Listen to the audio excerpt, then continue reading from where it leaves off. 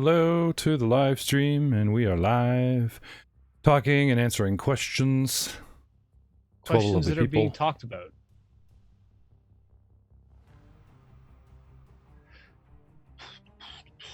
That's strange. Like Doctor Strange? I've lost my chat bot. Chatbot? And I can't hear you at all.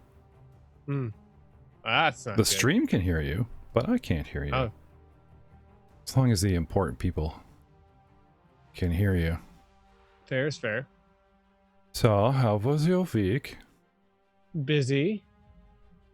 Wait, you can't Not that hear I'm me. listening, because again, I can't hear you. Yeah, I'm gonna say. Ha ha ha ha. Ha ha ha ha ha.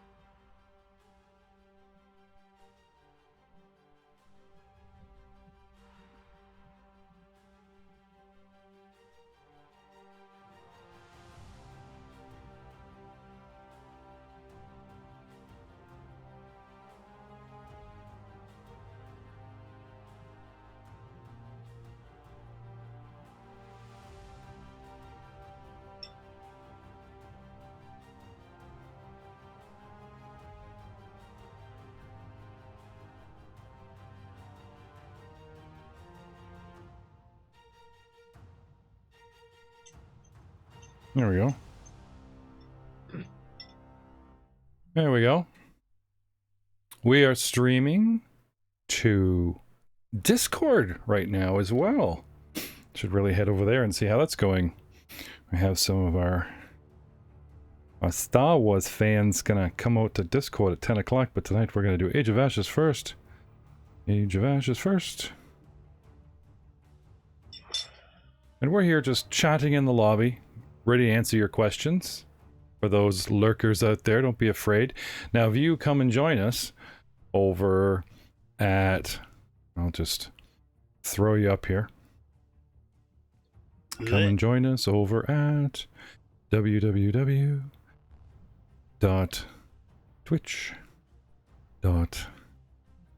www.twitch.tv.gmscut. I can see you directly. When Matt comes on, and Matt and Rob, they lurk in the Dark Galaxies forum stream, so they can talk to you there. If you have a question or some rules lawyering, you know, don't be afraid to come on over here and talk to us as well. But we are looking in both. We really are.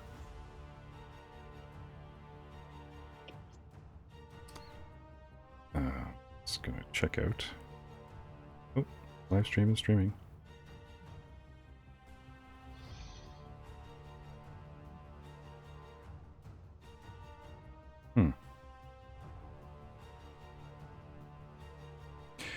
So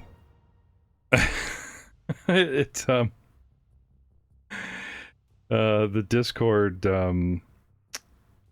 will, if you go to our live stream on our Discord, it's just the chat. It's just our, you know, what we're saying, what we're messaging via all the back and forthness. And Joe's back. Hey, better? Hey, Joe. Hello. Now you guys can hear each other. And Yeah. my desktop can hear you. So I'm assuming the stream can hear you. Let me just double I check hope that. so. There's no week goes by where there isn't some brand new. The language of my peoples. Yeah, so yeah, I can hear you guys. I can hear you guys through my phone. delay. But I can't hear you personally. Yeah, in delay. Oh, you know, with that kind of delay. What's that? I What's think that, Ryan? Your dwarf does nothing and lies down and dies. That's terrible shame. And they. What do we have in It here? also works- Don't poke the bear. Don't poke the bear? That's awesome. Yeah, that's Is that a beer? good. That's been my favorite cider to return to. It is so good. It And is. There it I do is. not like ciders very much, but Don't poke the bear. yeah. All right, it's gentlemen. really good. We're live. Matt, Oh. he's cut his He's not hair. listening to you. And then, Look at that. No, he just pulled it back. Shaggy into his no skull. more. oh wow.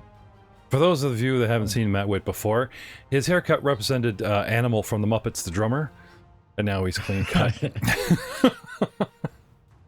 I just, if I had to, you know, if I dared to compare, just say it. And for a follow-up is... If I had to dare to compare. What's that one? Lost Drift? Lost Yeah, in boys orbit. are running late tonight. They just got off work. We should really call this the after party podcast. Okay. They all just got off work. Right Half now of them are we even are fed, going but for we're the here to Peroni. stream and entertain you Ah, and go live with the gameplay at 8. But we like to start the stream at 7:30 for two good reasons. One, so we can have a direct interaction with you, the lurkers, the listeners. And you don't have to feel that you're derailing our game by just talking about whatever, talking about geeky stuff. So come, don't be shy. Lurky people, ask your questions. Give myself and Mr. Gibson shit for doing a half-assed job. it happens. Oh, now I can hear you. Yeah, it happens. So Okay. So let's do some audio Wait, checks. you can hear now? Yeah, I don't know what the hell. Oh, so you heard about that? I thought you were doing your Kevin Spacey impression when he said, "Come, come." kept coming. Yeah, boy's not doing so well these days. Yeah. Little did we know, he lives in Hollywood and they do freaky stuff there. Who knew? What? Say it isn't so. Next, you were going to tell me that rock stars do drugs. Yes. But I did find my new drug of choice. Ooh, wait, Sugar, that's old. Well, for a lot of people, but I just He's found it. for the podcast audience. He's showing us a Kit Kat mint bar. Yes, that is the size of my head. Yeah, no, it wasn't camera focus. Yeah, actually, And I does do- kind of have sort of a rectangular face if you look at the. Yeah. Yeah, a good but look the at thing him. is, I picked this up at the Real Canadian Superstore for $1.88. Just one. Just one. Well, I picked up 4, but That can get per you. one is, Dean, is under $2 for 3 Kit Kat bars. that's, yeah. Oh.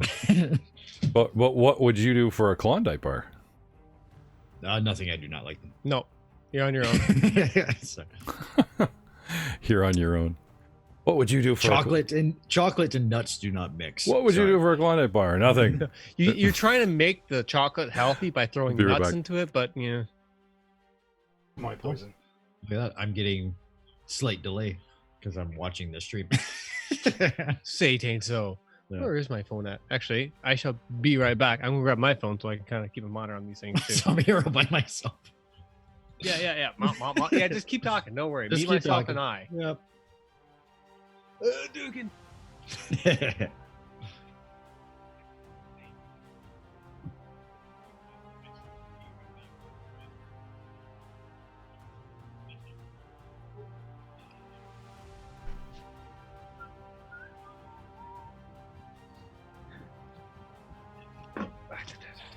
Yeah. So Am I Today- saying anything, Joe?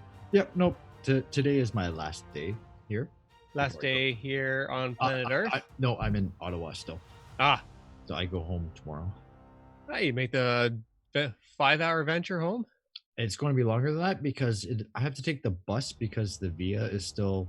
Oh, let's not talk about that. Yep. Yeah. Although I share your opinion, Joe. We are cut from the same cloth, but yeah, I know. You or I would have been arrested, but Well, that's yeah. I watched a post/video today of a CN rail train. Yeah. Chugging by, and these guys, protesters. Yep. Are taking skids, throwing them against the tracks as the train's going by, Burning skids. and lighting them on fire. Yeah. I don't mean to be. What can I say? This. You aren't. I'm not, but I'm saying if we did that, We would be in jail. I would be arrested and incarcerated. Yep. These guys are not. That Yeah. I do not agree with. Nope. Because Equal now, and fair, now they're it's not. endangering people. My So Canadian it's- mystery drink. Got one of those too. Who knows? Oh, Tim Hortons. Who knows? Who knows what we put in there tonight? So, new mic configuration. Just trying to make, always tinkering, trying to make things sound a little bit better. I suppose fate will decide. So I go home tomorrow, so I'll be in my normal setup instead of my mobile setup. So okay, Joe, you're a little quiet to me. Yeah, sorry, I'm not. I know I'm kind of stealing Jeff's thunder on this regard, but no, yeah, you were, and then all of a sudden it just like clicked back in. I don't know what's. Is that better? Yeah, a lot better, bud. Okay, yeah, it's because I am sitting on the floor. So who knew, Joe? A half an inch can make a difference. Yeah. Ladies and gentlemen, I'd like to thank my cast. I mean, you look at this and it's like, why are they streaming? They haven't eaten. It's just very unprofessional. We have a half an hour lead in. Here's my dinner. Yeah, we have a half an hour lead in of tech and stuff. But like I said, we have this open opportunity to talk to you and so you can ask us questions and stuff before we get into gaming. It just becomes like a gaming chat that we're monitoring. These guys work like 8 to 14-hour days and come home on a Friday night, and they don't sit with they're away from their wives or their girlfriends, or they've like shoved them in a corner and that kind of thing, so they can hang out with you. And like I said, half of them are barely fed or whatever. So I just want to say thanks for the commitment of that. Speaking of commitment, no Frank tonight. Mr. Hamilton, unfortunately, your lead dwarf is ill. I said if he was up for it, maybe he would lurk in the chat. And direct, what's that, Frank? You lay down and your axe do nothing? Okay. See how much fun I can have with that. Lots of comments from lots of satellite rules lawyers coming in on YouTube. And then they kind of peddled out. They just kind of stopped. Except one guy. Yeah. Sorry, I have the name. I just got shout out to Ben Ingram, who's been all over my ass for like all kinds of stuff. And I know his heart's in the right place because we said, hey, bring it, tell us, teach us, that kind of stuff, right? And like us, sometimes he's right, sometimes he's wrong. You don't know. There's a couple things, like he was doubting the damage I was doing with the little soul doll. A little bit late, but like, I'm home on my lunch hour from work, and I'm like, oh no, I'm looking this up in the bestiary right before I answer the comment, like, no, it's there, So, and we commented back that maybe it's, maybe it's a typo that got carried from the bestiary into Fantasy Grounds when they actually, digitized it. Who knows? Little bugger has like a CR of 2, which gets boosted to 3 when they gave him the elite template, and you guys fought an elite. So sorry, not you guys. Joe fought an elite. At elite level 1. Yeah. CR3, dude, in the bag. Yeah. Don't worry about those house cats. Those CR1s. Yeah, not everyone's got like CR3 that mowed through the party. Yeah, no one's got like chest hair that sticks out like a shield spell, like Miros. There, Ryan. Not everyone's as protected as you. Or I did try to min-max. Lee's that enchanted life. Well, happens. It happens. Oh no! Life, we appreciate we make mistakes. Yeah, we appreciate the comments and stuff, and I know everyone's trying to like keep us on the path, but we ask 3 things. First of all, always please be respectful of the players. You want to yell at me, fine. It's my fault. It's my show. I produce it. I edit it. I drag these guys together, and I have half-baked DMs prep at any given time because I'm trying to do 7 shows 2 a night at once. Yes, that's on me. But please try to be respectful to my players. They're doing the best they can. And, if they climb to the tallest tree in the middle of a thunderstorm and hold their sword aloft, taking a swing on that 3rd attack, even though it's not the best idea, let them do it. Because for me to, tell them, no, you shouldn't, that's not going to go over well for me later after the game. But no, we do appreciate all constructive criticism and positive feedback and blah, blah, blah. Oh, it's just one of those things. It's been a long day. It's my day off. And every day is the same length. Just found this out. Do you know what I spent my day doing? I found that like having a snowblower is like owning a pool. All your neighbors, they see you using it, and they're all at the fence going, "Hey, buddy. Hey, neighbor." You know, we had the city plow come by and miss the edge of everyone's driveway by 10 feet. So there's a 4-foot mountain of snow 10 feet off the end of your driveway, which means you just come down your driveway slowly so that you don't, you know, hit anyone else, and then you have to deal with this mound of barrier. And I felt bad for my neighbors. And we bought this, I had one a couple years ago, it was a piece of junk, got rid of it. New snowblower. Yes, we're in Canada, and it was so nice out for weeks, and then just at the end of February, we get dumped on another mountain of snow, all of a sudden out of nowhere. And I'm out there, Also you know, like, ha! yeah, doing my driveway, and I'm double driveway with the neighbor next to me, and I do theirs, you know. They actually shoveled both of ours the other day. It's like, oh, that's nice, you know. And then I'm like, I have lots of gas. I'm going down the street and hit a couple neighbors that I talked to before and felt bad for, you know, did their driveways, and just on a lark, I actually went like 6 doors down and found, like, people gone to work on Friday, just found an empty driveway that was covered in snow and just like plowed it for them. And I'm thinking, they're gonna call the police, you know. How dare you help us, right?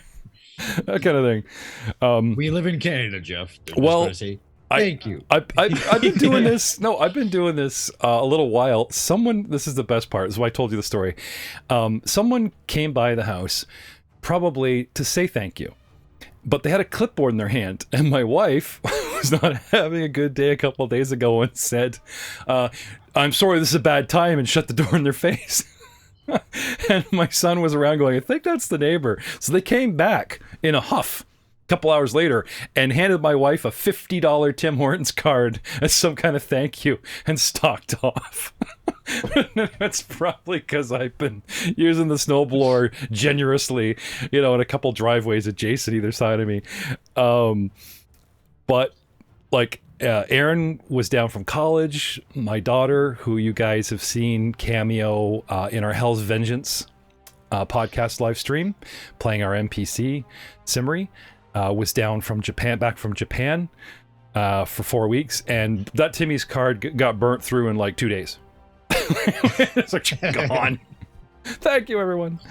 But no, we're here. We're approaching 8 o'clock mark, and you know, like, without Frank, we're fully staffed. And I guess I'll just have to look after Theo and Foria, you know, just swing away. Wouldn't be the first time. Swing away. Swing away. That's right. So we're gonna go away, and we'll be back in 4 minutes at 8 o'clock. And you know, to all you lurkers out there, you had your chance. We were watching. You know, Matt's watching the Gark Galaxies chat. I'm watching every other chat. And Gark Galaxies. Yeah. Not like dark. Everyone does dark. Galaxies. Imagine a dark galaxy. What? Gark? Dark. Everyone does dark. Dark. That's so 2019. Oh, Dark. Stop living in the past. I'm all pretty dark now. sure if we made another sister channel called Darg Galaxies or something, Corey would just be like, But yeah, we'll be right back.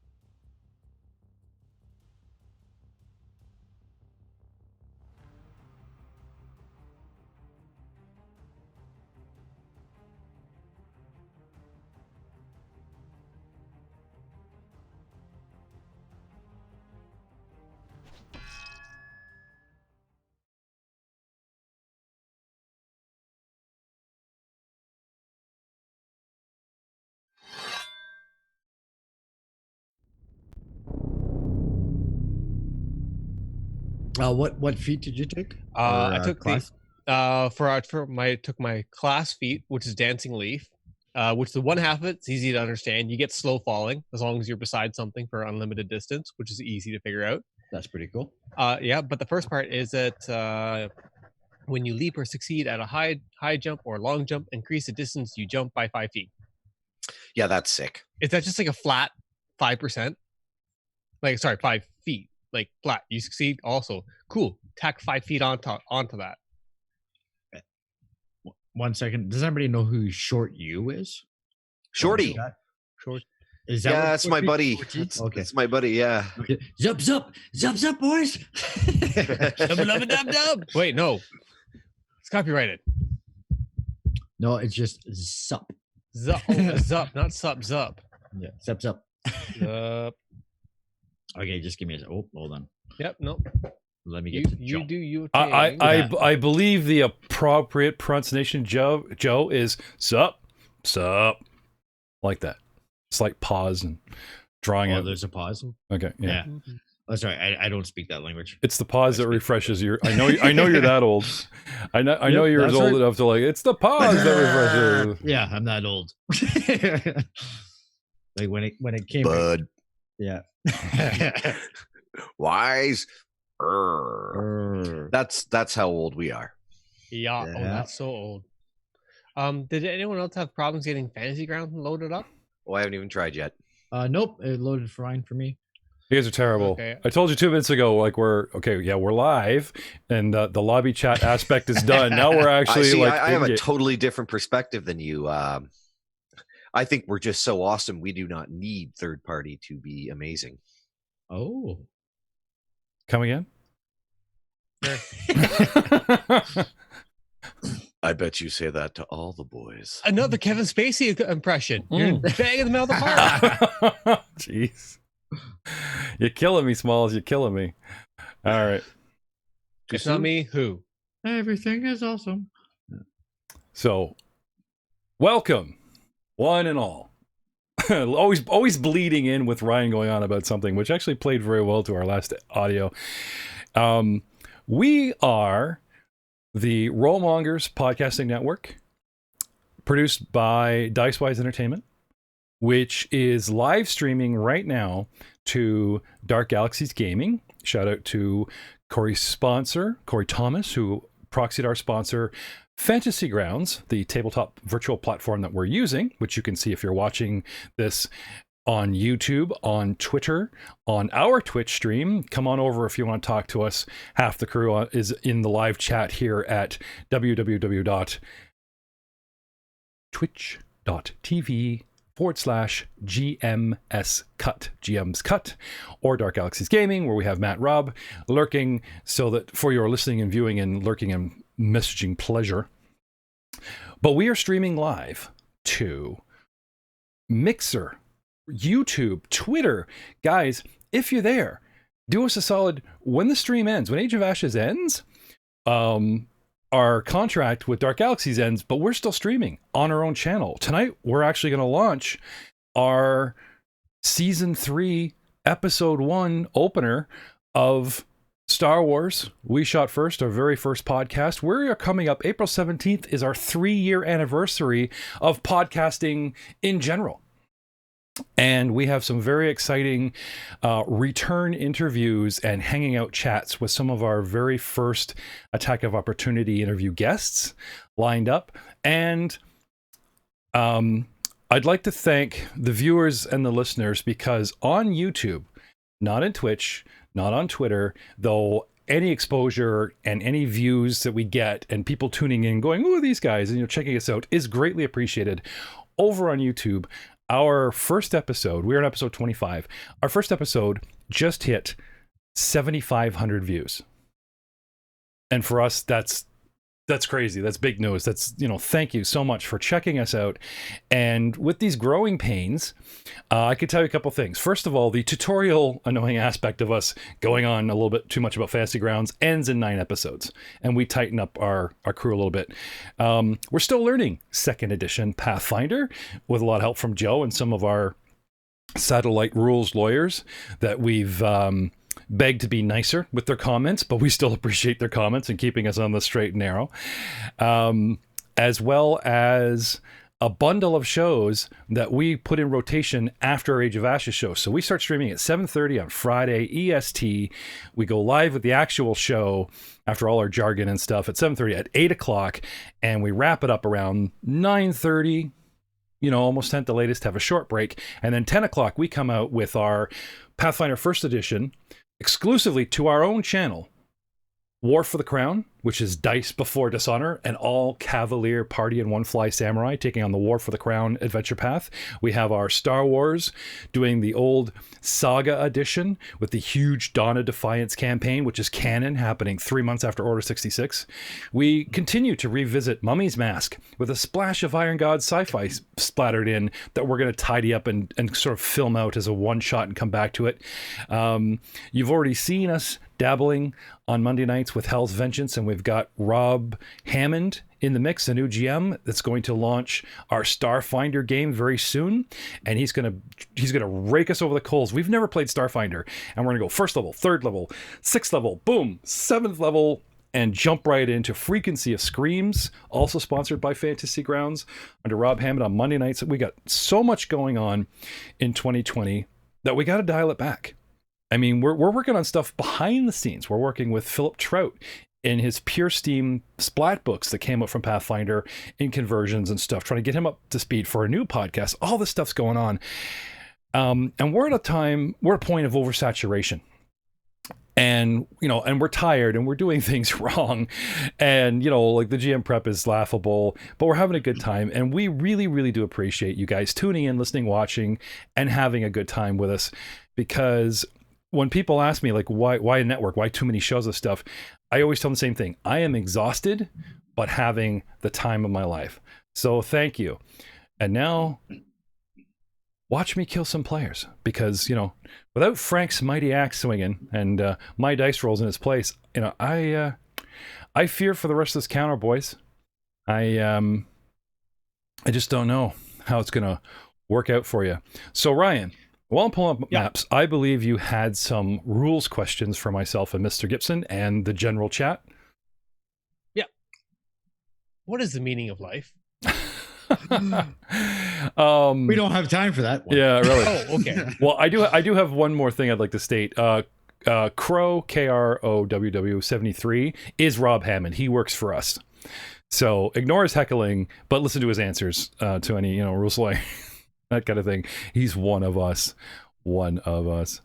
So, Ryan, your question, sir. No, it's last level up we got. I chose that I contemplated and I strongly want to take the feat Powerful Leap, which is a general feat, and which should increase my leaping prowess, and also take Dancing Leaf, which would also give me more jumping prowess. Okay, and you don't think you qualify for both, or? Oh, I do. Oh, I smash these out of the park.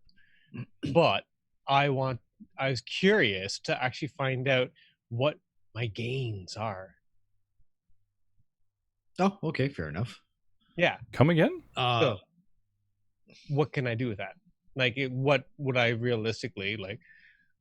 In the mechanics of the game, would that enable me to do? Would I be able to make a 15-foot horizontal leap or a 10-foot vertical by standing still? These are the questions that I wonder. Okay. So under the basic leap through your athletics check, Yes. you can jump at least 10 feet horizontal as long as your speed is at least 30 feet. It will be. That would be like a running jump. Wait, no, we're dwarves. Yeah. We have a base 30. I'm thinking we're slow for some reason. Yes, no, wait, what? And that is your base. And then Okay. with your feet being a powerful leap, Yeah. that gives you an extra 262. Oh shit, wrong one. Beep boop, beep boop. Beep, boop, boop. I do believe that as soon as I'm looking it up, it gives you an extra 5 feet per powerful leap. When you leap, you can jump 5 feet up with a vertical leap and increase the distance you can jump horizontally by 5 feet. So yes, these do stack. So I just gained 10 feet. So you with powerful leap you gain 5, and then with your dancing leaf, which adds another 5. Yes. Yeah. And if you're ever pondering on switching your stance to, I think it's the crane stance. Yes, it gives correct. you another 5 feet. So then on a good jump, I could do 20. That's awesome. Yeah. That is so cool. Yeah, you can do wire foo by all means. Cool. So at low level, like the DC isn't that difficult. So, right. As long as your athletics is up. Oh yeah, I've been smashing that like a like button on a popular YouTuber. Because I do believe the base DC for the big 10-foot up is 30. I do. Yeah, I think it's just a flat from what I read. I think it was. Hold on. Yeah, I have to go back to it. Yeah, I'm as I scroll. Okay. So let's let me just quickly run a little sidebar. Thank you. As I read. not exactly. Start restreaming, but haven't started to record. Now I can pull this off the internet later, but we had left off in the middle of Theowen's turn. And the creatures, okay, the GMs out there know the joke behind the Jim and Henson, okay? These are named creatures. A lot of the humanoids in this dungeon have no, seriously, a lot of the humanoids in this dungeon actually have real names, which means crit cards and fumble cards abound for these poor schmucks. They can use them against you as our rules, and they gave them all names. But it's not like they're going to tell you their name. It's written in the book. So when you guys start making the Muppet jokes and I went, "Oh, it's Jim and Henson," because you decided to name them. But honestly, like, we're not trying to use the crit cards and cheat the game that these are nobody, NPCs or something. They have names, and there is a reason why these Moagi Expanse native creatures are here in this part of the world. I just wanted to clear that up for, like players or somebody that hasn't, But we don't know where they're from. I don't think anybody's bothered to try and figure out where they are. We'll do that after they're dead. Yeah, no, but well, you guys have seen. There's a pattern, there has been a pattern. If we survive this encounter. Yeah, your tank's down. So, doing my best, Theowen. Right, so have I got the tongue off me? Maybe I just lather it up a little bit with it, and decide what I'm going to do. What would you guys like Theowen to do? I'm not getting blamed for his death. I say he'll take an action to get the tongue off of him, even though the guy's dead. He's got 2 left. So I think he would hoist his axe and move to the left, to the west, up and around all the junk, that's climbed the back walls in this kidney-shaped room, and he'd swing with his mighty axe. I honestly think that's what Theowen would do. And absolutely. And like I say, I agree. I'll just have him doing the generic stuff unless you guys seriously interject and say, no, he wouldn't lather. He wouldn't drink that alcohol. he wouldn't lather before he rinsed, that kind of thing. So, all right. Well, he goes for it. And if he's swinging his axe, I gotta cue the battle music. It's time to go to battle. So, without further delay, as I'm scroll. Oh, there he is. Swinging with his axe. And what? Jesus, he's got like a +11 to hit with his first strike. You guys are like 2nd level. This is nuts.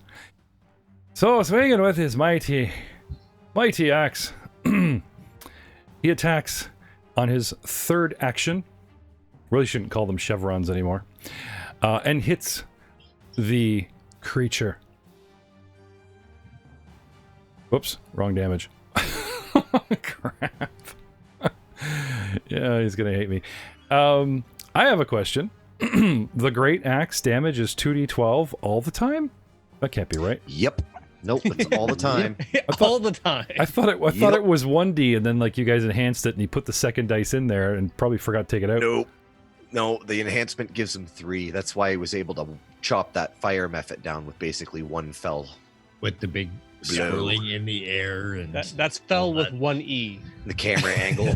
All right, so panning around. And ignoring the 6 points that I accidentally did with the wrong dice and giving it back to Medium Humanoid number 1, Jim, as you were calling him, though I've got a name, you know. Probably rolling the proper dice for 16 points. Jeez. Burying his axe deep into the collarbone, and he just looks at him like, you know, but he's blinking at him, and there's that moment, and Theon's like, kind of, you know, wiggles the axe, you know, like in Lord of the Rings where he's doing the thing in the guy's nerves on the ground, but the guy's like still looking at him. He's still up and running, and it's Muros' turn, and Albrecht, you are on deck.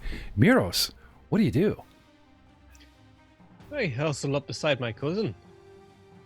Hey, what's this? You didn't even finish him off with one fell swoop. That's Shame. me.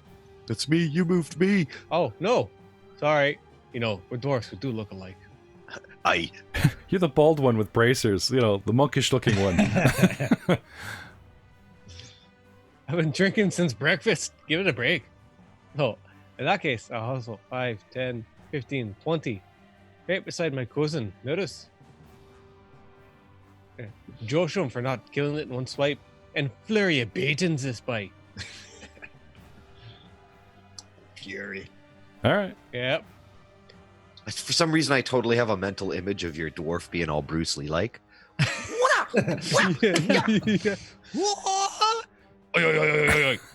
He's just Bruce Lee, but like 2 octaves lower. Sorry.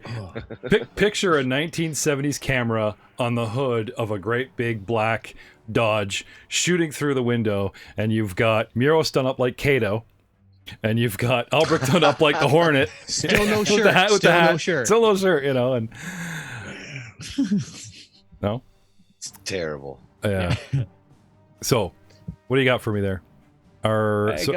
Sorry, I guess you want a target on him, don't you? There you go. Oh, I was about to roll a die, but I want to do something fancy. Yep, you got him. Sorry, he's up. Okay. Patents. 19. I rolled. Nothing came up. I don't know why. Oh, there it is. Here we go. Critical. Nope. What? I'm not sure what's going on there. It's 19.8, it's so a status 27? critical. Oh, So- that was just, I just grabbed the wrong thing in the chat and dropped it in. I don't think it worked. There you go. Oh, okay. So we won't count the first one because nobody saw it but me. Okay, so that was Matt dicking around. Okay, I see it. So Muros Anvil Bender has a 6 + 8, 14, and that's a miss. Now your flurry gets you multiple attacks, so 24. that is a hit. Ah! Breaking the jaw, but of course I look like a big frog, so he's like got rubbery skin and probably a rubbery jaw. Are there any bones in a frog's neck? Of Cartilage. They're not slugs, dude. They're frogs. It's not a frog. He's a. I'll give you a hint. My first name should be Humphrey, but it's not. So, damage. Dams. 9. You do D8s with your fists? Yeah. Oh, sweet. A D8.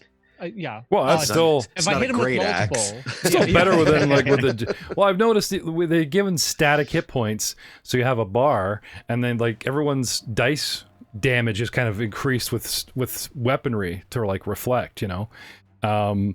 So even a tiny little construct, you know, gets the D6 even though its size is tiny. Like I actually had to wonder about that one when somebody mentioned it. But here you are, your D6 of ye old days fist is now a D8, and a great axe is 2D12. I'd like to play it's this. because I'm a monk. Yeah. Well, we all have silly slap smack D4 fists that even do lethal damage now in this game, so. Anyway. Unfortunately, His eyes Or loll fortunate. back in the head as your punches actually detach him from Theon's axe. But I don't slump to the floor or, declare death or anything until Albric's turn. I mean, till my own turn. Who knows? Albric, what do you want to do? They are going to town on this thing. Sweet. Right then, I will walk over here. Give him a wee poke with my silver mace. I don't think I've ever seen you use a melee weapon before. I have not ever used a melee weapon. I figure I just got it in the other room. Might as well try it out a bit. So let's see if I can whack him. So you walk with it, you draw it as an action, and coming to the adjacent square. Now, Oh, you see the critical miss. you see the object, And this is why I don't go poking things. dude. Ma was right about you. There's a tent in the way. Like, you don't even see it. Like, look how the tent is not only in your square, it's in the monk square. Like, imagine walking, like, there's a guy standing out in the front of his tent at a concert. And he turns to the right. So now the zipper's on his right shoulder, okay? Miros comes up to the right side of the tent and kind of sidesteps 3, and he's facing the side of the tent. Like, no wonder. Look at the terrain, man. Oh. So I'm saying that's what explains your critical miss. Oh, I think it's just a blatant lack of experience. Yeah, well, I'm still drawing a card, buddy. Do it. Sorry if I hit you, Miros. Your chest hair can take it. Oh, okay. I just hope I don't go blind with this one. Would you like to know what a spell would have done? Sure. Too bad, you have a melee weapon. You hit yourself instead of the target. Better to give, it says.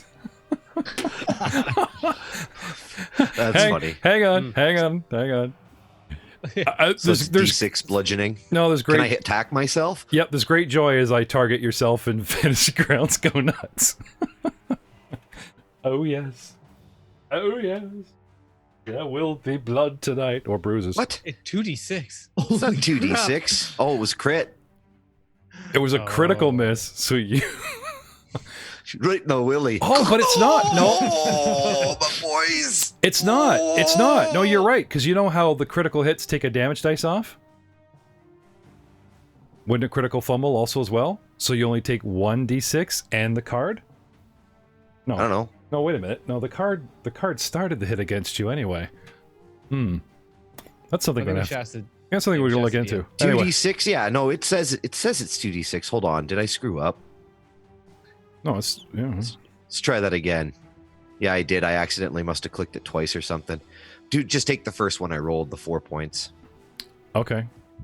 Oh, the first die? Okay. Yeah, so but he's whacking away and he's bleeding it. Like every time you roll that dice, man, you're taking. Oh, yeah, I hurt myself, didn't I? No, it's I fixed it. I fixed it. I can override the damage, but he's like, look at this going to D6, town. click, click, click. He's like, why do you keep hitting yourself? Why do you keep hitting? Stop that. All right, Albric, are you done? Oh, right in that willy. Oh, I'd like. oh, yeah, I think I'm done. He's trying to reach past Stone Mountain next to him in this tent, and it kind of just bounces off a chest hair and whacks him in the head. It's time for your pup familiar, Eris. Oh, man. Eris laughs at his master's incompetent action with a mace. Should have just nuked him. But that's fine. It's fine. I think it's cute how you named your pup after one of our patrons, but if you were only playing a witch, and then you could name the familiar after the patron, get it? Anyway. Oh. Yeah, $50 tier and up. No.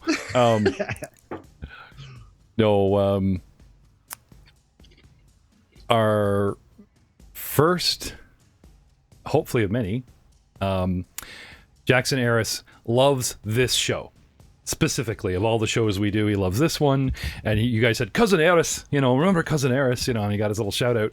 So Matt going above and beyond, naming the pup after him. That's what, that's all about. So It was just pure laziness, I'm not going to lie. couldn't research a real name. Oh, who's that patron that Jeff mentioned? All right. So Eris, the warg pup familiar, can he do anything for you?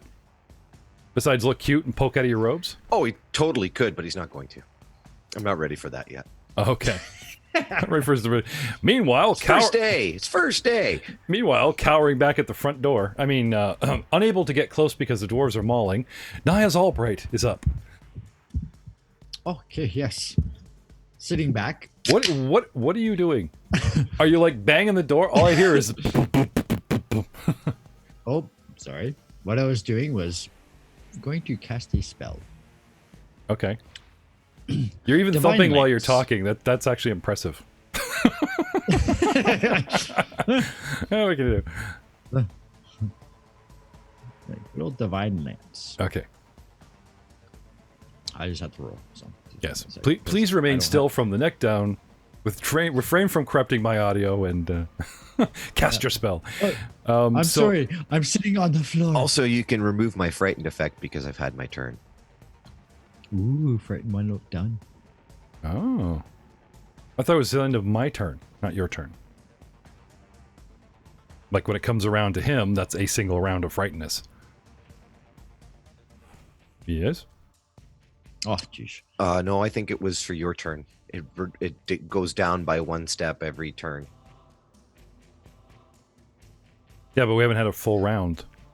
I just croaked. Like, literally. So what are you casting there, Niles? I am casting Divine Lance. Okay. Oh, sorry, I didn't target him, but I didn't need to. I missed. I can tell you that because I hit an AC of 9. Okay. Do you not have a spellcasting modifier that gets tacked onto that? Oh, sorry, I do. So an AC of 13. Okay. Now this thing Which is... I know. I still did missed. mention this thing's eyes are rolling around its head, and he knocked it off the axe, and it's staggering backward and slumping to the ground. It won't hit the ground until it's his turn as a joke, but, you know, it is definitely in bad shape, hence the croak reference. Hence the croak reference. I feel bad Hence if you the- waste all your little chevrons on... I mean, it's legit. It's, Oh, don't worry. you're far It is back, a you can't cantrip. see, you know, can't see it. So. It is a cantrip, so I can sit here and cast it all day. All right. But it is 2 actions, so my third action, I take a swig. I am done. Okay. Well, don't forget you can always use an Yeah. action to recall to like figure out what you're, fighting Nope, in I am battle done. as opposed to like this is what we killed. Maybe we should have kept it alive. Back to the medium humanoid. Perhaps he has his name sewn into his boots or something, and you could learn his real name is not Jim. Slumps to the floor. Expired. Combat ending at the top of the 3rd round. And, we'll have to confirm the frighten now, frighten then bit. So, what do you guys want to do while I take off these little effects here? Knowledge nature of 10. Oh, sorry, it should be 11, but my effect's still on. Search the room. To figure out what it was we just killed.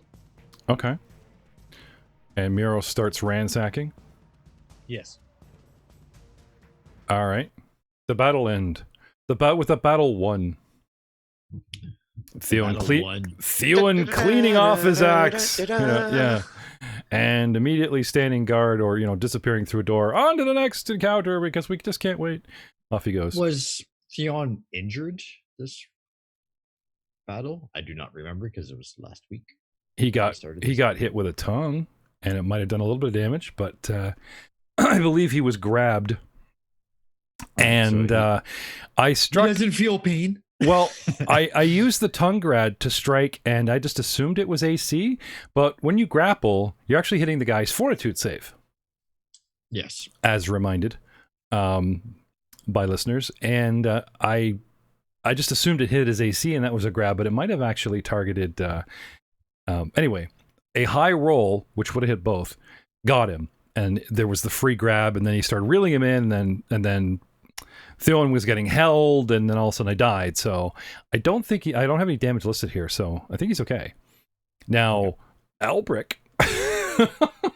Like they were fanned out right in front of you, 15 feet away. You saw the swing. I mean, you even said, "Oh, Niles," he like leans in, right? He's using a mace. Boing, badly. Okay, so Need some training. yep. Yeah, so I'll sit down on the broken table. Okay. Gently rub the welt that's slowly rising. All right, so we've got Miros, Serpent. So do you want some perception checks? You want to do the quick toss, or are you guys happy to like camp down for the big 20 minutes a here? knowledge nature of 11 tell me what this creature is? We're looking at monstrous humanoids, not animals. But they've grouped a lot of skills together, so that could possibly be the one you're after. Just have a look at your skill list here, sir. I'm just having a quick look to see if there's society would probably identify the creature. Yeah, nature or society, but right in the description, recall knowledge about fauna, flora, geography, weather, the environment, creatures of natural origin like animals, beasts, fae, and plants. So if it's a humanoid, probably not. Yeah, so I could say I would probably lean on the society just because they act tribal and. All right. Well, here's my society. 18. Haha. Aha. Humphrey. Bogart. Get it? It's a Bogart. It's a Bogart. Don't Bogart that joint, my friend. What? It's okay. A Bogart. Bogart. Pronounced Bogart, yep. wrongly by me, so I'm just going to stop saying it. It's likely. if we play the odds, get somebody else to. But so what do I know about him? And do you want to look over the body? Do I know that they're from the Milwaukee Expanse? Well, hang on. Let's back up a second here. So you're looking at this thing, and it's like Bogart society. Yeah, Milwaukee Expanse, the tribal, the markings, and it is their society. They're all over the world, but they're like a swamp-like creature. Again, come from the Expanse. Niles, some healing. Yes. A medicine check. All right, so let's have that. And I do believe. Miros, did you want to take the long road? These guys seem to be settling in. Did you want to do the 10, 20-minute flip, or are you happy to like jump on a crate, rip into a tent, give me a perception check, that kind of thing? Like both are viable. Yeah, we'll take time. Okay. We'll thoroughly pad the room. All right. I would like some diplomacy or intimidate checks to keep Theowen from busting into the next room, as he was so liable to do last session, and wake up the dungeon as well, gentlemen. All right. Dylan, there might be hidden treasure in here. What you doing? All you got to do is beat his personal DC activate of 12. my intimidating glare on Theowen. Give him the eye. You stay freaking put. He's 23. He's through the door and found another door. Not looking at you. He can feel my eyes boring into his back. He's kind of doing the, like he's turning, and you just see the eyeball crank. He stops. So medicine check from Niles, and we'll have a peek and see, what's in the room here. Yes, sorry. A medicine check of 21. And I'm just looking up how much that actually gives him. So give me a second. Oh. Well. Next. Well, he's only down 4 points, so I'm assuming like with the D8, D10 you get to roll? I can't remember. You roll a D8, and then for every plus you get past the DC, it gives you an extra hit point. I'm pretty sure is how it worked. A couple of Ds. I'm trying to remember. It should be on your character sheet. Like if you go to the skill, don't forget all the drop downs. Don't kill yourself trying to flip through core books when Fantasy Grounds, shout out to our sponsor, is providing the information at your fingertips here. Yeah. Sorry. Medicine check DC is usually 15, though you can adjust it.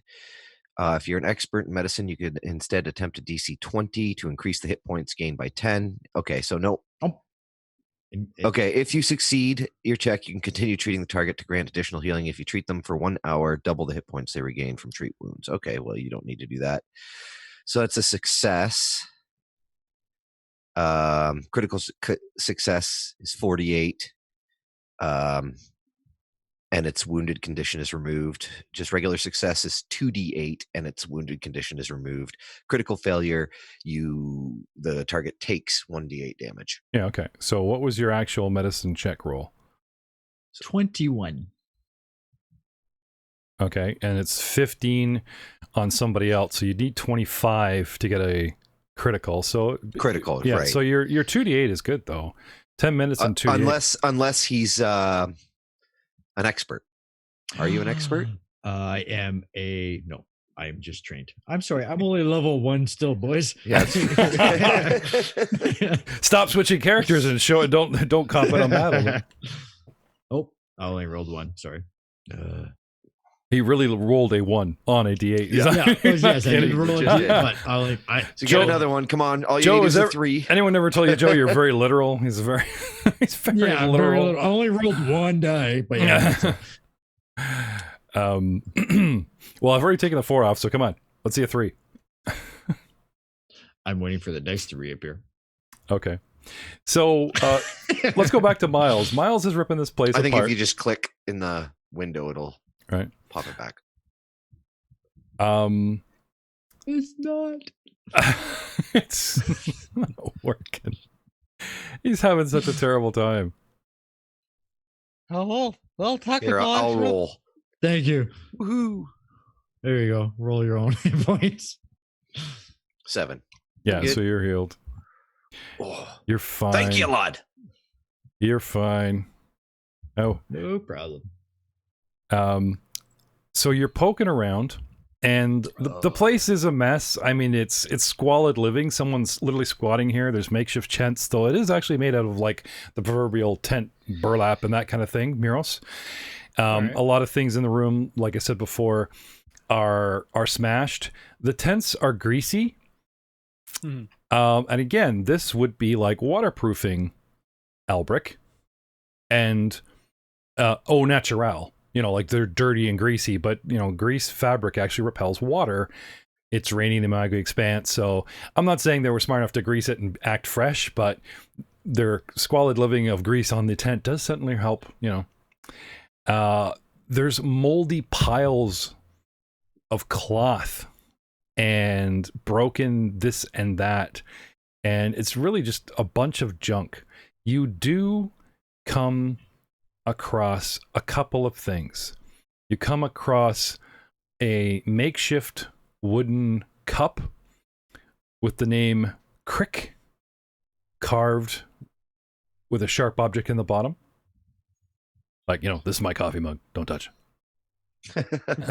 And Place you, your crick here. yeah, and you do come across a piece of it's shiny. It's like a brass pot.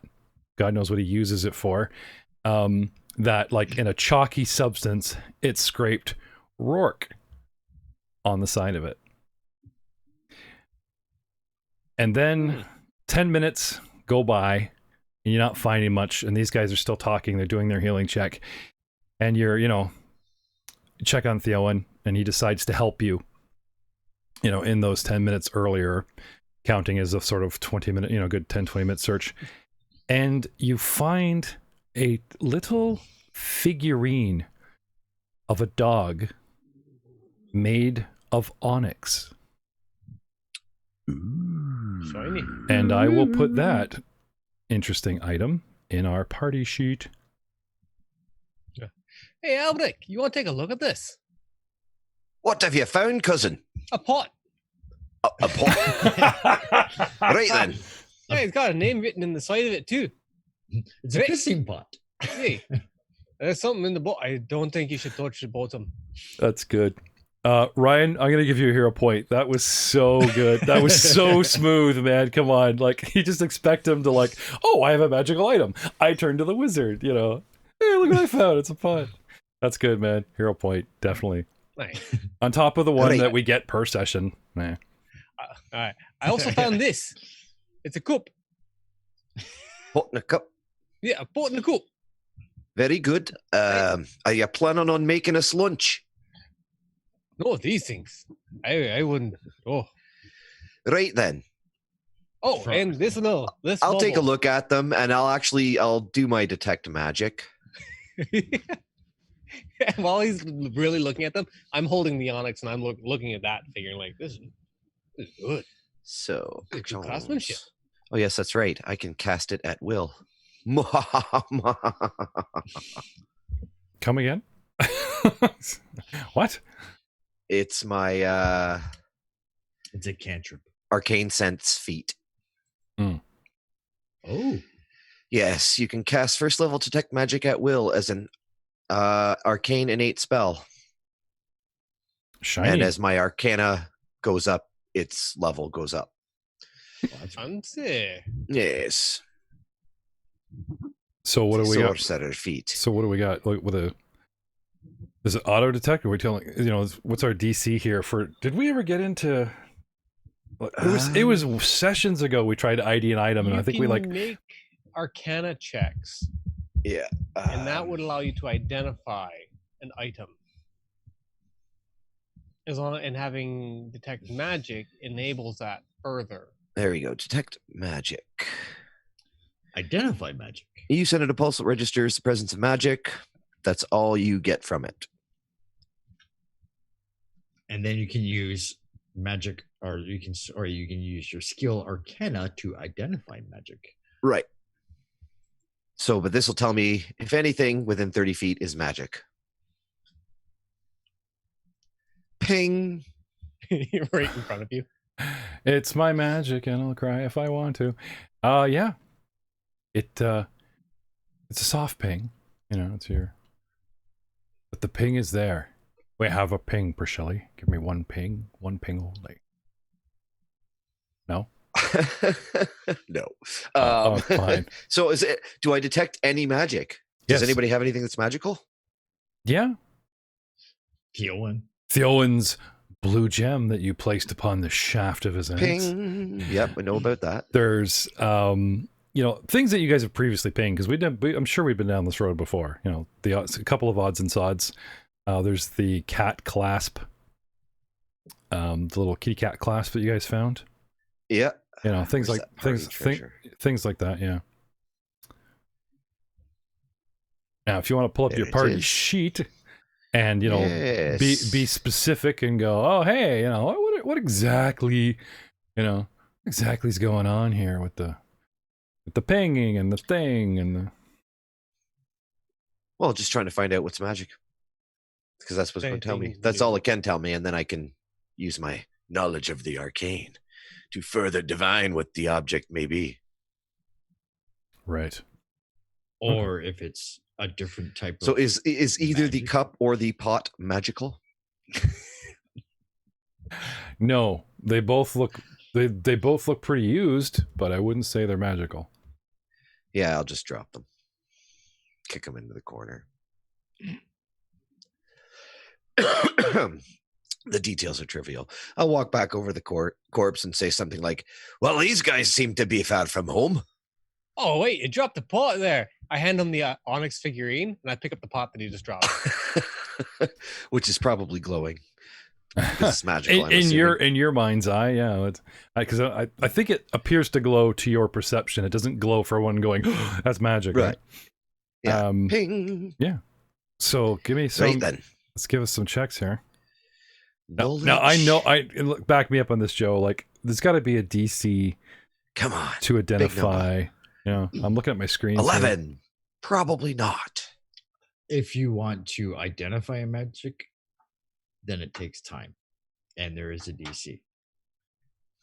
But to just do detect magic, then as Matt states, Yep. la, is there any pings? And then Yeah. that's you go from there. If he wants to take the time, it's 10 minutes to try to identify it, and then it's based on your knowledge. So if it's Arcana, it's good for Matt. Yeah, well, If for it's- 11, you know, it's magical, and you could guess what it would do. It's Onyx, it's a dog. Try not to meta of the last game, but 11 is you know, not great. It's just, It's just the GM. The We'll need GM some time with this. Yeah. Save that for when we're bidding down. because the GM sets the difficulty, sets the DC. Well, right here on my screens, and it even says core book like 503. It talks about DCs by level 0, 14, level 1, 15, right? So I wonder if items have a level, and then they talk about a spell level here. You know, I love these lovely screens that I'm just quickly perusing. But Because the easiest way that I could understand is that it'd be the same DC as trying to learn a spell. Right? So like a first level or cantrip spell, a DC is 15. Second level is 18. Third level is 20. That's an easy DC for you to set based on the magical item. That would be my guess. Unless you actually want to look up the magical item and then go by the crafting and what it's actually all is. But for off the wing, it emulates a first level spell. It's a DC 15. To make it Makes sense. faster. Yeah, to make it faster. Yeah, I don't disagree. It's not correct, but to make things faster. The book does pretty much say that the GM sets the DC though, Well, right? this is it's telling me right in front of my face. It's telling me that it's a level 2 item. And So going up, level 2 it's 16. If I'm going cut and dry Sure. here. However, even with an 11, okay, I can tell you this: you know to use it. You just hold it in your hand. You don't have to throw it down or smash it, or you know what I mean. Like as far as activation goes, these things with beating a DC of 10, I can tell you that this isn't something like a one-off that you destroy, or that will lose its magic once it's activated. This you know. Second thing I can tell you with your 11 is you're pretty sure that you just hold it in your hand and it's a command object. Sweet. You know what that command like I is, say, they'll whether you save it like for later. whether you will it to do something or you're like go Fido or something. You know, you're not sure because then it can get particulars with the the creator. But Dog at you. I choose you. I can tell you it's made of onyx and it's 1 inch tall. Like it's a tiny little thing. Like those little porcelain things that grandma used to like. It's tiny. Like they always think of like Guinevere. It's like it's the size of your phone. I have the onyx panther. Go Guinevere, and it's like no. This thing is like, put 2d6s together back to back. It's like the little tiny porcelain. Where did I put it in my spell pouch? It's a Monopoly token thing. Yeah, well, a little bigger than that, but yeah. A little bigger than that. Yep. Okay. Cool. Okay. Kinder Surprise. There you go. It's very simple carving. It's made of onyx, and Perhaps a miniature made by Messina's Marvelous Miniatures. Da-da-da. Oh no, he rebranded. Oh, did you? Yeah. I did. What's the new name? Oh, we're not allowed to talk about it till he launches. Sorry. Can't talk about that. Manufacturing and more. Oh, okay. Ooh, cool. Excuse me. All right. Moving on, Sneezy. Sorry. No, that was Theo and headbutting the door. Can we go? Can we go? Can we go? Yep. The dwarven stealth happening. Yeah. Speaking of dwarven stealth, you guys look. Right then, so we're gone. And he through the door. And sure enough, there's that proverbial. You ever hear a monster like look over and go, huh? Right? Just what is pull that? a towel up? Yeah. What the hell? Once fine seating made from mahogany and velvet has now been broken into pieces and used to fashion crude shelters. To the north of this very narrow room, it's only 10 feet deep as he breaches it going east. Directly across from Theon is another door you can see over his shoulder. To the north, the door is heavily barricaded with debris, and there's a door on the south, which you might guess leads back to one of those spidery tunnels that went to the big hallway. And sure enough, he just kicks open the door, looks left, looks right. Aye, we're surrounded! And just goes charging in at the first thing. Surrender! That kind of thing. No, I don't think Theon would actually provoke a fight because he came in the room and these things came up and like threw javelins at him, the Bogarts. He didn't start a fight. Right? So I think he would stand his ground, hoist his axe, look around, and demand surrender using intimidating glare. Tell me I'm wrong. Oh, absolutely. And he's super lazy, so I mean They said it, Frank, not me, buddy. I'm only saying that because I'm just the guy puppeting your. I'm just the guy puppeting your mini. They're the one hurling the insults. So let's have perception now. Theon, I'm just going to leave it at 17 at his like what he was always doing, right? But a new round of perception, boys. Oh Lord. Because I'm sure Niles doesn't want to go Oh, Lord. last again. Hey, it's all right. Yeah, Good Good old I got a 14. I got a 9. Niles gets a. I'm getting there. No, I was gonna say Niles gets a 25, but he just holds an action. 9.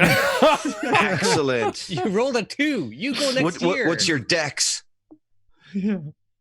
Hold on, I gotta look at my Well, I'm going off of like the +7 Niles has to your +5, so I'll actually say that Niles goes first, right? Sure. Right, because he actually has the bigger bonus to the perception. Considering it's wisdom based, yeah, I hope so. All right. Fair enough. Yeah. I think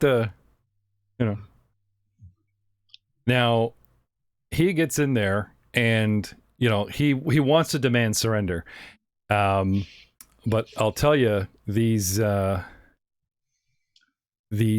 creatures that are looking, oh no, I went to all the trouble of swapping in some shout out to Devon Knight minis this morning, and they've erased. Boo. Boo-hoo. That's all right. They look like baboons, large rainbow butt monkeys that standing on, like they have the white face with the red. I believe they go by the name Finger 11 now. Yes. Ooh. Like the band. Yeah, they used to be called Rainbow Butt Butt Monkeys. monkeys. Now it's Finger 11. Okay. Or for the last few years. So Finger 11, 2 members are on the south wall. Okay, and they're jamming, like they were like making some music, banging on their pots and stuff, So they're don't, named. Don't take Rourke. So they're named. Sad to say, I told you, like everything in this dungeon has a freaking name. So, but unless you ask them, you're just going to have to give them names. So, like I said, the Finger 11 guys, right? To the north is another Bogart, a bigger one with a bow. Ooh. Okay. Theowen, on his turn, wants to stand them down. But I'll tell you this. They bust through the door, and the one right beside Frank sees him, and something primal inside this humanoid. I mean, it's standing on 2 legs, though it's a little hunched. It looks intelligent, and I could even go so far as to show you it's picture time. Right? Picture time. Okay. This is a Bogart that you see to the north with a bow. This Ooh. Dripping with venom. are the crazy guys that came at you. That's Jim and Henson. Oh my god. Like, yeah, The resemblance is uncanny. the Kermit and the Frog, okay? And this creature is what stands before you, 2 of them, former members of the Finger 11 band, carrying a scythe and a whip. And they're like literally doing that. We're heading one way. They have hands for feet. They're wearing feathery hide clothing that just barely covers. They got the feathery shin guards, the feathery loincloth with tooth rings accenting. They have the military webbing, but it's all made out of like rope with teeth inserted, like looking like little spikes. There's a hide of some creature. Super tribal. Yeah, like they're right up. But they delicately have that blue eyeshadow high up on the cheek of the eye look, Yeah, the baboon face. and the red nose and the actual fangs as they, this thing turns and looks at you and just, to put it nicely, loses his shit. This thing goes nuts. It wails at you, turns around, draws weapons, and is right in front of Frank. So I'm thinking Frank gets attack of opportunity. Now, I know you get attacks of opportunity from movement. Do you get attacks of opportunity, Joe, from drawing a weapon in front of somebody? It is. Oh, sorry. It's a manipulation. It's a yeah, thank you. Anything that is manipulation, you get a reaction of a attack of opportunity. Okay, so he comes in and he's ready to glare, demanding surrender, and a guy makes a move, and Frank just reacts. He sees weapon coming up at him. He reacts, man. He swings because they're on kitty corner adjacent. Like I said, this is a very narrow room. At the top and bottom, it's barely 5 feet in this hallway of a room where you are. It's only 10 foot to the back wall. and he's coming in spearheading this long banana-shaped room from its center. There's literally a guy reach out kitty corner on his right and a guy below him, and this bow-slinging heavy boggard on the left 10 feet to the north. So, reaction, Frank. 15 love. You know, good old... Sorry, Theowen. Sorry. Theowen's going to react swinging this guy, gets his weapon ready. And swings and gets a critical. Oh, beauty. Ew. Go, Frank. Yeah, now, That's all I can say. Carve your initials. Normal damage. I apologize for calling you lazy. Yeah. That's why he did this. Do you want to hear the card? Yes, Sure. Okay. It's called Carve Your Initials. Too bad Frank's not here to read it. So, moving on. Sorry. That's dirty. Sorry. No, he'll spend his hero point. Normal damage. Now that's dirty. Because if he dies and doesn't have a hero point later, that's on you, man. Yeah, no, don't. I would not. Save the hero That's point for his imminent doom. Normal damage. The target is so humiliated it can do nothing but attack you. At the end of each of its turns, it can attempt a will save to end this effect. Carve as if you had literally carved your initials in him. It's so humiliated. Runs in and does the Zorro. Yeah. But anyway, so instead of getting the extra damage for a hero point, he's doing normal damage. But this thing, it's funny because I had it freak out. Looked like he was gonna do that anyway. It's a big T. So Theowen draws all kinds of aggro. So Yeah, he does. Yep. But I got to take some of the damage off because this thing rolls the crazy. So holy crap! Yeah. I say you give him the 9 and the 10. Oh yeah, no, the first two. Yeah, no, First two. Yeah. The first he gets the first two normal damage. The black dice would be the regular. The crit are the greens. 19 and 8 is 27. 27 damage. Whap. Yeah. Yeah. So from the 43 that he, I'm sure if Frank's watching this home, he's like, no, spend my hero point. Cough, cough. Poor 6 Frank rolling in bed. Doesn't have the will to get up. Going, spend the hero point. The Asian flu won't take me. Spend my hero point. I'll tell you this: if he one-shots it, regardless of the damage, okay, I won't waste the hero point. This thing freaks out, comes at him, and he does this big slice down as a reaction, and it looks down offended that he got the tall part of the T, like up and down, and it freaks, looks at him in horror. I'm gonna just, my new career is hating and hitting you, Theowen. This baboon's looking at him. You could see it in his eyes. And Theowen just crosses the T and ends him. And it drops to the ground without even the crit damage applied. Now it's Theowen's go. Because that was with a flourish. That was Amazing. a reaction. Okay. And again, I think he would... use it, open with the intimidating glare to demoralize, who's next? Do you want to go? Are we done? Yeah. I'm not a fighting man, but that is why he picked up that feat, I do believe. Yep. That's he did actually say, I think last session he was saying that's my go-to opener. Stare him down. Or cut them open, 50-50. Well, he couldn't help himself. That was pure reaction. My bad. Sorry. Good job, Frank. He has a feat called Intimidating Strike where creatures become frightened 1 and 2 on a crit.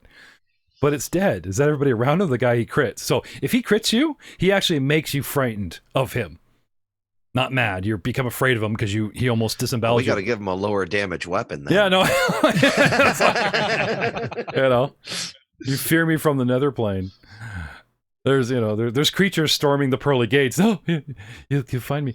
But intimidating glare, he can demoralize with a mere glare, and when he does, they lose the auditory trait and gain the visual trait.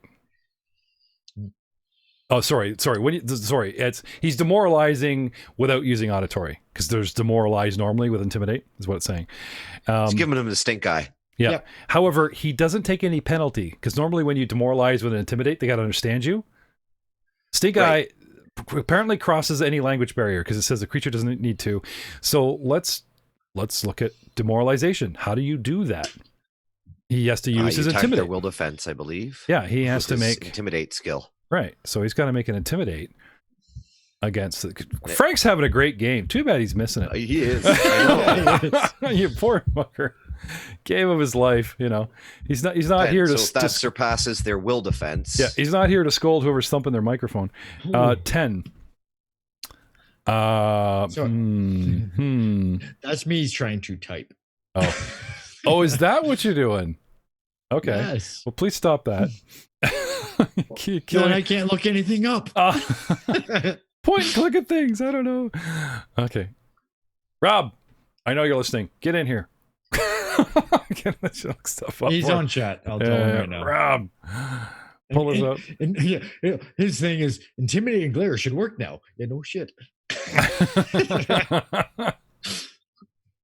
Thanks, Rob. So Rollmongers is looking for a rules lawyer I knew one that isn't traveling abroad. Well, I'm teasing Joe because this poor guy is like, Joe, Mr. Gibson, I got to thank you. He works a 14-hour day, comes home, not fed. He's sitting in a hotel room abroad from a construction site with a laptop and everything set up. And I'm like, and he's trying to type to do my job with me, for me. But you know, you can hear on the microphone going, pop, pop, pop, pop, you know, so I'm giving him shit. It's like, I'm surprised he doesn't quit on me. So congrats on my typing skills because it's actually fast. It's not just. Yeah, but it sounds like this. You know, it's like, Yeah. who's sending a telegraph? That's pretty amazing typing skills for an old man. Come on. Yeah. No, sorry. We strive for genuine comedy. Maybe 2.5 stars out of 5 jamming ability. If I'm lucky, if people are being kind about it, and you know, audio quality. So stop that.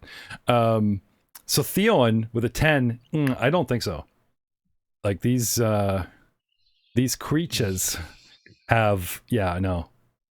He glares at him, but it's like he just killed his friend. So, meh. What are you gonna do? Now he's got options left.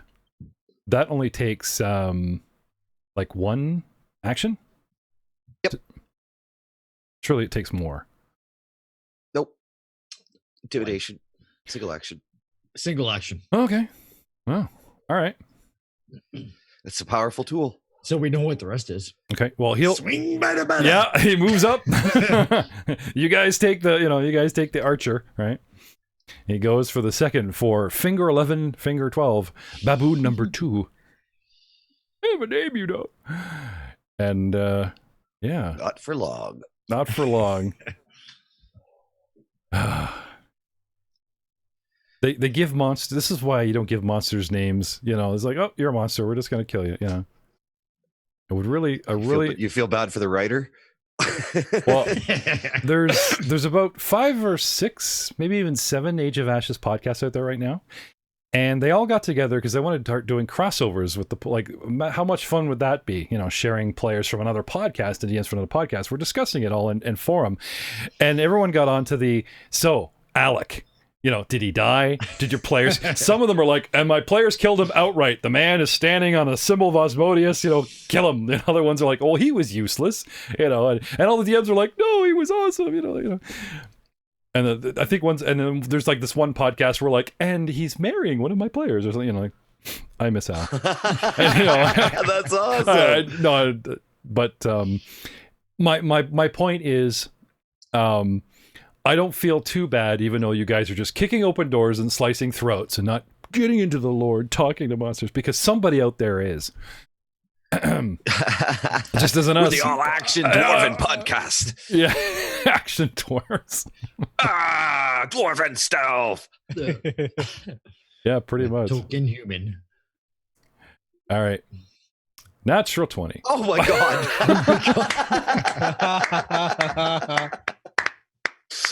Another crit for Frank. For experience with us. Oh my god. Frank, whatever you're doing, man. Like, I think Keep doing it. actually, I don't think he's sick. I No, think this he's is just performing this a is just ritual. proof that the GM's dice are loaded. Ah. Just click on the What sheet. are you talking about? Long gash. Normal damage, crit effect. The target takes 1d4 persistent bleed damage. The DC of the flat check to remove the bleed damage is 5 higher than normal. Ew. Oh my god. Guess That's what a happened.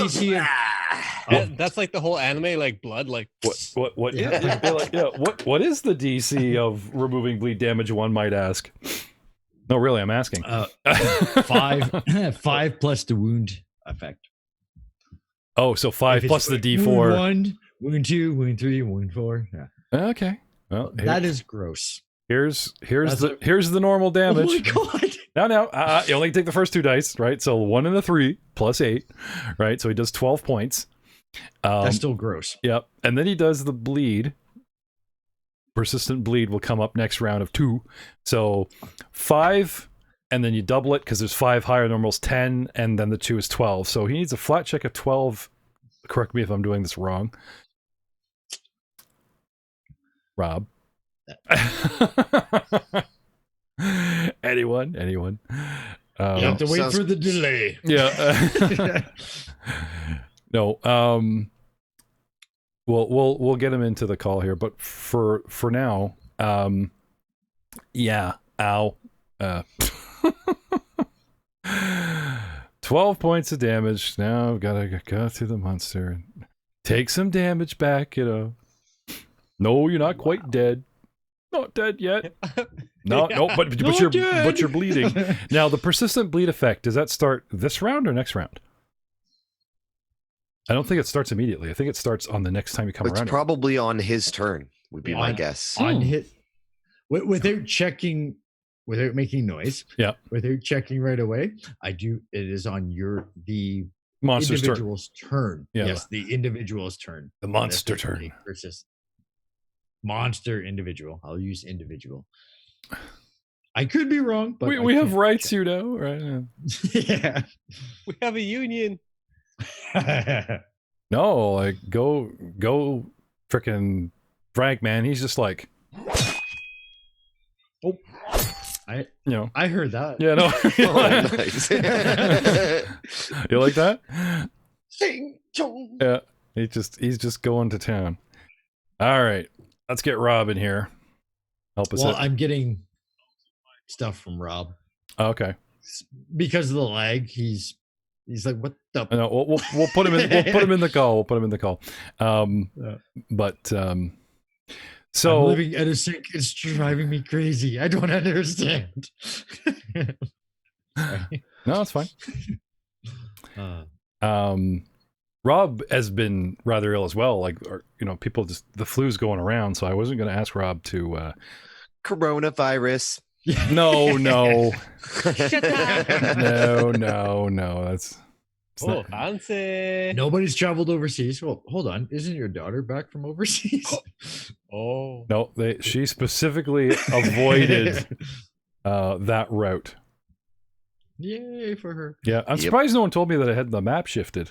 There's a whole battle, and all you guys can see is Albrick and everybody looking into the room going, oh, Theo, and damn. Forgot to shift my map here. I'm looking at. Yeah, My he just part. sees a couple dwarven butts. Yep. Yeah, no, I mean like what the stream sees, because I have All we see is the Oh. blood spraying past the door. Are you done? Are we done here? Splash of blood. So that was like his opening attack, and he gets another one. Yeah. Yeah. No, he intimidated and then moved and Moved attacked. attacked, yeah. Yeah, he's done. Oh, that's right. Oh, Well, if you want to give him another turn. oh thank God. Yeah, No. I mean- Oh, thank God. No. Let's haste him. Keep this train going.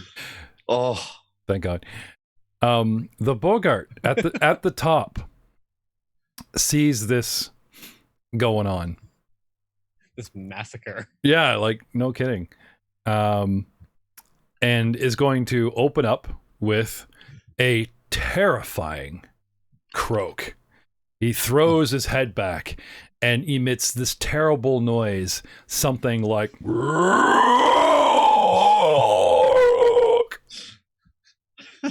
just curling Matt's toes. Eh? It is. I think he peed a little. So, my opening move, because really, I mean, why wouldn't I? The Terrifying Croak, auditory, emotion, fear, mental. You guys, 30 feet, if you can hear it. So, Niles, are you... No, you're within 5, 10. Yeah, I think you're just in there, because we got 5, 10, 15, 20, 25. Yeah, there's only one... You know what I mean? There's only one... Yep. Only one. Now, So that's a will save? Yes, and I'll tell you what, I'll give you... Since you guys are beyond the doors... You know what I mean? Like, it's in another room. I'll give you a +1 for the slight muffle, And because you've experienced it before. DC 18. Oh my god. Yep, but I'll give you 2 that are not in the room, not Muros. Psh, 27. 27. Oh, wait, no, 28. Oh, yes, 28. 22! Yeah. We fear nothing. Obviously, I gotta work on my terrifying... What about Theowen? Ah, Ooh. he's immune to it. He's in a blood rage. He's in a blood rage. He's he'll call you back later. No, he's got a +5. Oh! 17. Rules Oh, lawyer. he fails it by 1. Oh 18, they get the no. +1. Oh, he's right there. No, he's in Don't there. forget that. Yeah, don't forget. Oh, yeah, point blank, right? Yeah, he's in there. Oh, poor guy. He's in there. I wasn't even going to give it to Muro, so just talking about you two that were like in the adjacent room. But anyway, and that's being nice. Because they say I'm not a nice DM. I want to be nice. So Theowen is going to take on a little bit of fear factor. My man And Theowen. eat cockroaches live. Yeah. On TV, yeah. No, seriously, he Joe Rogan. boy is a little bit frightened. Bird. Yep. A little bit frightened. But I'm sure he'll get over it soon. So for openers, just for openers, this is the best part, because that was like one action. Then he pulls a javelin and throws it at the one easy target that I see, which is Theowen. Now, some might argue that I try and nail the guy in the door and the guy's down there, but like he got his back to me and he's just ripping through my ally. So yeah, I think, pulls weapons and, throws the javelin at the back of Theowen, the murdering dwarf. Theowen, the baboon slayer. Theowen, the multi-named, no. Natural 1, critical miss. He stabs his own eye. Hi. He hits his Hi, my name is Werit, and I have a name, and now I have to draw a freaking card. Damn it, Frank! All these crits. Actually, Matt, you started off with the first one. and Yeah. and who says that the DM's dice aren't loaded? 20? Well, it's an extreme. 20? What? I'm rolling 20? virtual dice. You know what? That's That's right. I got my Age of Ashes dice here, There we go. Oh, look at that. That's an 18, blah, blah, blah. Yeah, we're going to start using those. We can't see them. Doesn't go. Yep. Lowered guard. Ranged attack. You provoke reactions as if you used a move action. Ew. But no one's adjacent to me. And he's already used his reaction this turn, this round, this encounter. How often can he use them? Once a round, isn't it? You get one reaction. Yeah, unless you dump feats into it. Yeah. I mean, he can't like draw his clan dagger and throw it behind him, can he? That's like, you need a feat for that. Oh my God. Imagine if he had that fluid action. You know what? I'm not building his character. Shut up. Okay. So, don't tell him I'm telling him to defeat monsters. A javelin throw, such a bad miss that he just does the big Olympics, run, and then stands there for a few seconds watching it miss and completely lowers her guard. If only there was someone, adjacent. Eris, the war puppy, loses his shit, bursts from your robes, runs in there for the kill. No? Okay. Miros, you're up, sir. Hey, what a team. I was hugging all the fun. The weak humanoid Hey. that's bleeding out the bottom is next. All right, I gotta see that javelin come flying by. Walk in the room. What's going on here? Dead body, bleeding body, not bleeding body. That one's mine. So now that the horror in silence, it just happened so fast. Okay, even the battle music was horrified, didn't queue up till now. You know, like it's like time slowed down. He comes in, across the chief, death. Next one, croak, throw, watch, and then you get that, and then sound and audio come back, and the battles join. Miros, what are you doing? Oh, head up north towards the one croaker who hooked that javelin. Poke him beside him here. That's one move. I give him a flurry of batons. Okay. So stepping north towards Bogart. Yes. Beaten 1. 11. More like a wagon, not a baton. Baton 2. 21. I forgot to target him. Now, I don't know if he's connected to the call, but I just saw Rob connect to the game. So you know what I'm going to do? I'm going to clear the owner, and Rob can take Theo in for a ride. Because I'm obviously doing far too... Sounds terrible. No. Hi, Rob. Hope you're feeling better. Rob Hammond, everybody, is going to do a much worse job than... I've been way too good with Theo, and I'm doing all the work for him. These guys are just watching me play against myself. Owen's tricky. You told me rules lawyer, but I'll give it a shot. All right. If you're up for it, buddy, because I'm doing way too good a job here. It's fine. It's fine. It's fine, yeah. So, Miros attacks and hits. That was my first attack.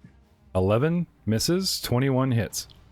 Yeah, I flurry of blows that, so I get 2 attacks with 1 action. Right. So I And still have 1 more action. but I see 2 attacks. I see Falling Stone Strike, 11. Yep. And then Falling Stone Strike, 21. Yep, that's my flurry. That's 1 action. Okay. So damage before we get into anything else? Like, you don't want to like waste strikes if you drop them, right? So 11 points. suffering Damn moderate damage. You go to town on him, and the rubbery skin, you know, absorbing the blows, but you think you've got these creatures figured out after fighting a couple already, and he's starting to hurt pretty bad. Taking moderate amount of... Multiple hits to the face. Always hit everything in the face. Alright, and 1 little quick roundhouse. Ah! Ooh, 23. Hitting? Yes. Yes. Ah. 5. Alright, well, you're chewing him up. You know. He's, this is the first time this thing has been hit, and you're doing fairly well. Got anything else? No. That's me turn. Right. Jeff, could you share the images with me? Yep.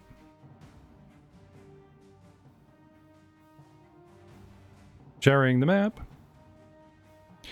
So, just to recap, okay? Frank's knocking these baboon people down like they're domino. And a flurry of blows to a much larger Bogart than you'd encountered in the last room is what's going down. And I'm done playing Frank's guy for him because he's just doing far too well by the DM's hand. It is for me and my mighty axe now. So, another, unfortunately for me, named creature tries to not attack, but merely defend itself from the onslaught. Now, Frank has used his reaction this round. Like, we're still in round 1. So, I'm gonna move back to the door around the corner here. And I'm going to draw Bleed. my whip and try to disarm him with it. Ooh. Ooh. Because we haven't covered, with a hit of a 20, we haven't covered combat maneuvers of ye old, have we yet? We've done grab. No. Not No. really. So how might one disarm? I'm thinking I got a hit, which I just did with a 20, and there's probably some sort of hitting his like fortitude finesse, like you know, like how the grapple works. You got to hit his fortitude DC. I'm betting the you know, disarm, finesse, reach weapon, you know, all this kind of thing is based on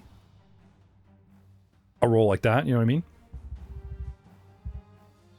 We got Robin here. Stop typing.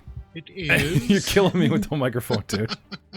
You want to know? Is my mic active? Yes, it Yeah, is. yeah. Okay.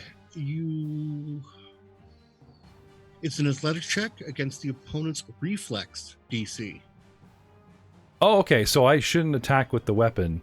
No, I it's should handled by an actually- athletics check. Okay, so we'll have to ignore that, and I will, because normally you use normally I whichever would just take the bonus is higher. roll and do the damage, but I did specifically state I was trying to actually, you know, like to actually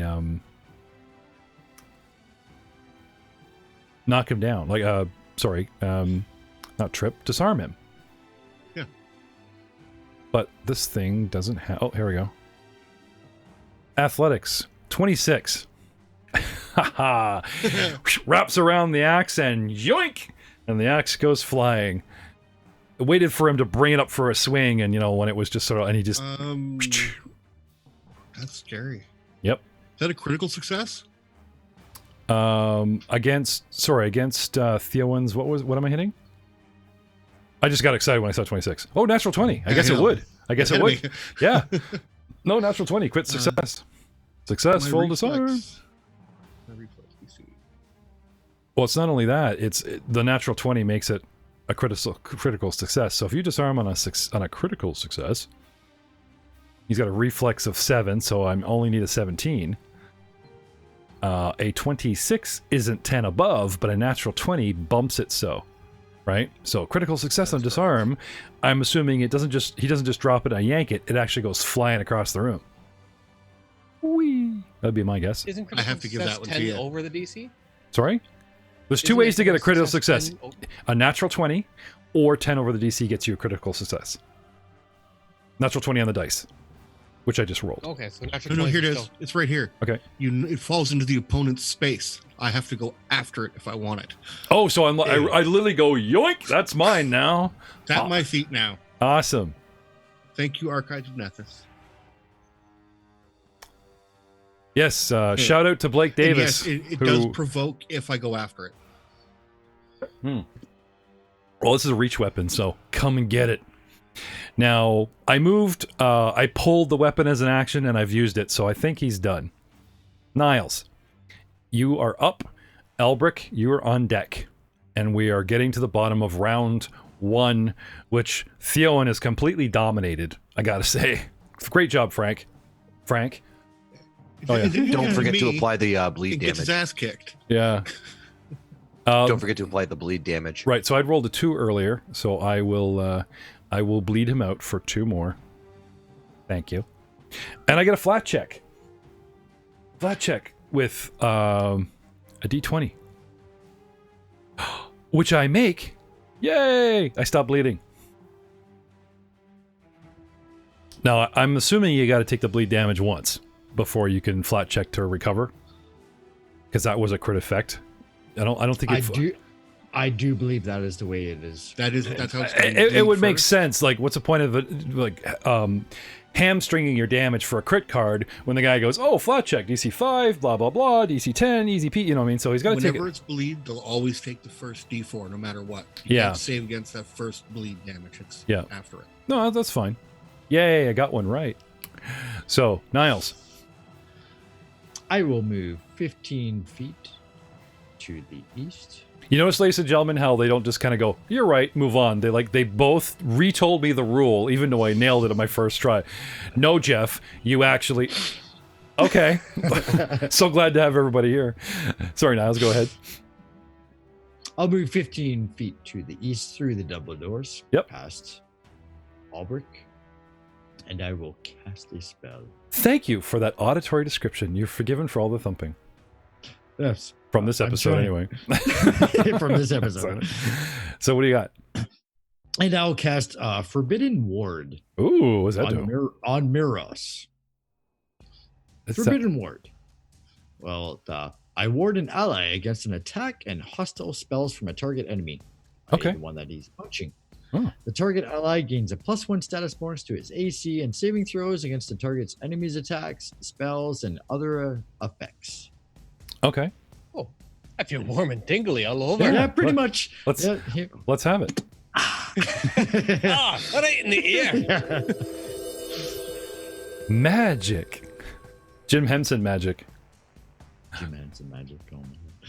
Wait, you don't like that? You don't like that? I thought that was pretty good. So I will cast it. It is a cantrip. 0 level spell. Okay. And I am done. I have moved and there's 2 actions. So I'm okay. done. Albric. Woohoo! My turn. Bring it home. I will walk into the room. Mm-hmm. Left one for you to end. Mm-hmm. And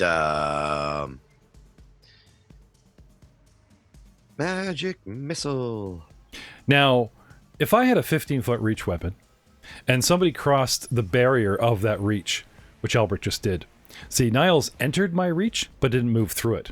Whereas Albric is technically moving through the circumference of my reach. I believe I get an attack. Correct. What circumference of what reach? My 15-foot whip. It's 15 feet. Ooh. Yeah. And he has attack of opportunity as a class skill? A reaction. A reaction? I'm just looking at that, but first, unless, like I said, unless somebody can prove me wrong with the old, no, the new whip is only 6.5 feet. What? No. He will provoke if he has the attack of opportunity. Reaction. Reaction. Sorry, yeah, the reaction. If he has the reaction, it happens every time. Once per round.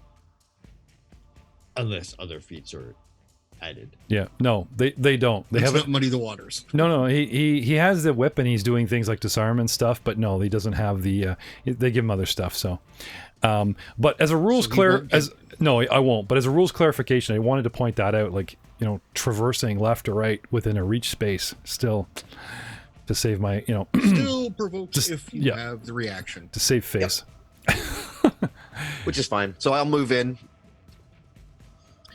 Cast magic missile on at the Bugart? Bugart, yes. Okay. And because I moved, I only have 2 actions this round to do it. So pew pew, 2 missiles. First one does 4, second one does 3, total of 7 damage to the Bugart. Okay. Can I have a clarification? That's why you're here. Don't ask us questions. How high? No, this is about you. How high is the ceiling? Most rooms are about 15 feet. Most hallways are 10. No, because this is a very skinny. This is a very skinny. So, technically, though, it's a room.